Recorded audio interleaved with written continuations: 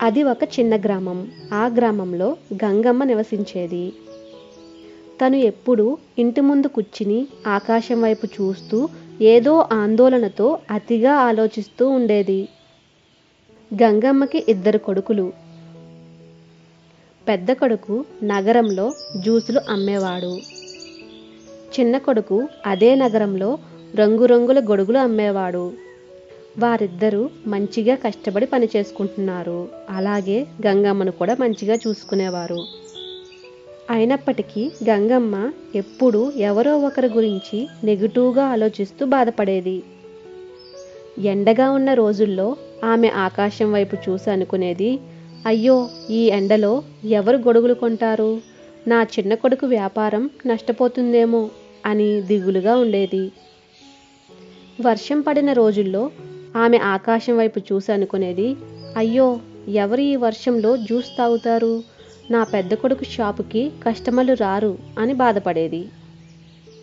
ఇలా వర్షమైనా ఎండైనా గంగమ్మ ఎప్పుడూ ఆందోళన పడేది. ఒకరోజు గ్రామంలోని ఒక తెలివైన వ్యక్తి ఆమెను చూసి అడిగాడు, గంగమ్మ, మీరు ఎప్పుడూ ఎందుకంత బాధగా ఉంటారు అని. అప్పుడు ఆమె తన కొడుకుల వ్యాపారాల గురించి చెప్పింది. ఆ వ్యక్తి నవ్వుతూ అన్నాడు, తల్లి, మీరు తప్పుగా ఆలోచిస్తున్నారు.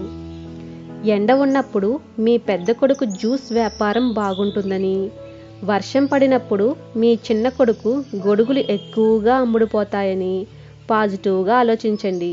అప్పుడు ఎల్లప్పుడూ మీరు సంతోషంగా ఉంటారు కదా.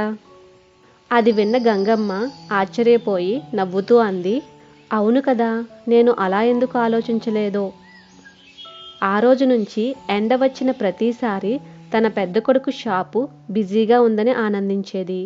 వర్షం పడితే చిన్న కొడుకు గొడుగులు అమ్ముడుపోతాయని సంతోషించేది. గంగమ్మ అప్పటి నుంచి పాజిటివ్గా ఆలోచించడం మొదలుపెట్టింది. మన ఆలోచన నెగిటివ్ నుంచి పాజిటివ్ వైపు మారితే మనం ఎల్లప్పుడూ సంతోషంగా ఉండగలం.